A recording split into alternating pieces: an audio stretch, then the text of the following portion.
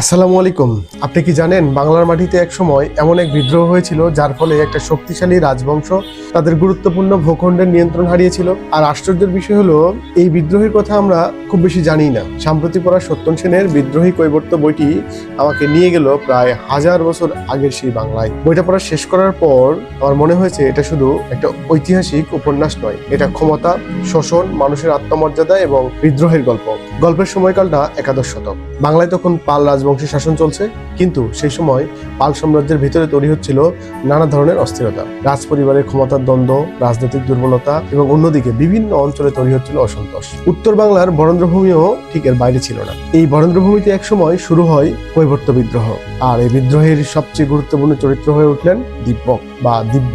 দিব্যক ছিলেন একজন কৈবর্ত নেতা। তিনি শুধু একজন যোদ্ধা ছিলেন না, তিনি মানুষের অসন্তোষকে সংগঠিত করে একটা শক্তিশালী রাজনৈতিক আন্দোলনে পরিণত করেন। দিব্যকের নেতৃত্বে কৈবর্তরা পাল রাজশক্তির বিরুদ্ধে দাঁড়িয়ে যায় এবং তাদের মধ্যে একটা যুদ্ধ হয়। শেষ পর্যন্ত পাল রাজা দ্বিতীয় মহিপাল তার পতন ঘটে, আর বরেন্দ্রভূমিতে প্রতিষ্ঠিত হয় কৈবর্তদের শাসন। একবার ভাবুন তো, যাদের আমরা ইতিহাসে প্রান্তিক মানুষ হিসেবে দেখে থাকি, তারা একসময় একটা ভূখণ্ডের ক্ষমতা নিজেদের হাতে তুলে নিয়েছিল।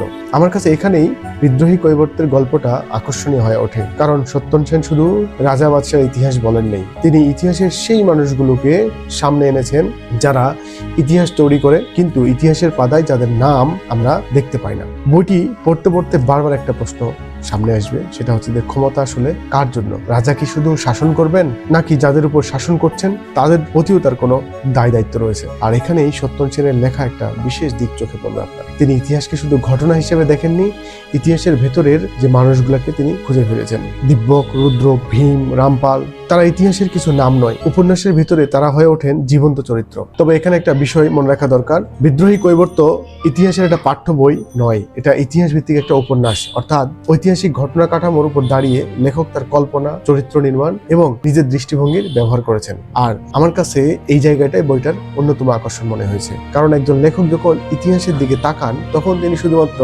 ইতিহাসে কি ঘটেছিল সেটাই দেখেন না, তিনি এটাও দেখতে চান যে কেন ঘটেছিল ঘটনাটা, কারা এর পেছনে ছিল, কারা লাভবান হয়েছিল, কারা ক্ষতিগ্রস্ত হয়েছিল।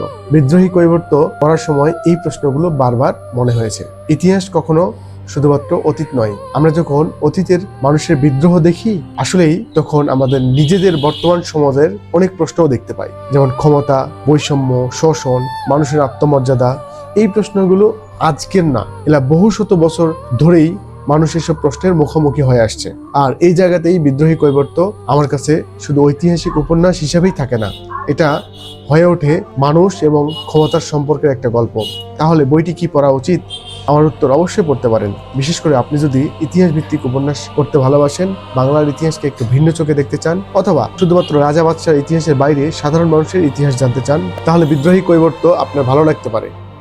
আমি সত্যেন সেনের বিদ্রোহী কৈবর্ত পড়া শেষ করলাম। বইটি শেষ করার পর একটা কথাই মনে হয়েছে, ইতিহাস শুধু অতীতের গল্প নয়, ইতিহাস অনেক সময় আমাদের বর্তমান সময়কে বোঝার একটা আয়না। আপনি কি বিদ্রোহী কৈবর্ত পড়েছেন? পড়ে থাকলে আপনার ভালো লাগার বিষয়টি কমেন্টে জানাতে পারেন। আর এমন বই, ইতিহাস এবং অর্থনীতি নিয়ে সহজ ভাষায় আলোচনা পেতে আমাকে ফলো করতে পারেন। দেখা হবে নতুন কোনো বই নিয়ে। সে পর্যন্ত ভালো থাকুন। ধন্যবাদ। আল্লাহ হাফেজ।